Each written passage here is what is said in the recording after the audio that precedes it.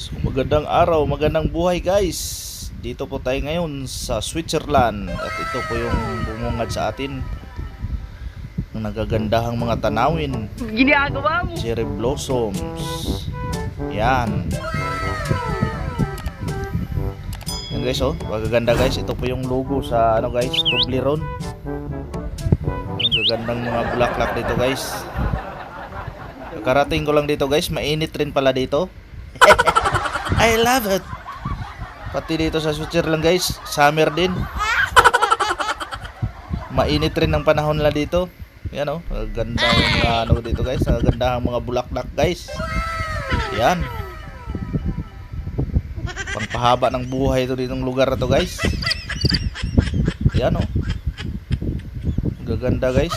Hindi mo to makikita sa Pinas guys. Hello? Yan oh. Akala ko lang sa TV lang makikita yan. Pero dito lang pala yan sa Switzerland. Yan oh. Mga cherry blossoms guys. Yan. Pagganda pala tong lugar na dito guys. Ngayon lang ako nakapunta dito guys. Yun oh. Yan po yung logo sa Toblerone guys. Nandun sa kabila guys. Diyos, ang gaganda ng mga bulaklak guys. Dito mo lang yung makikita sa Switzerland guys.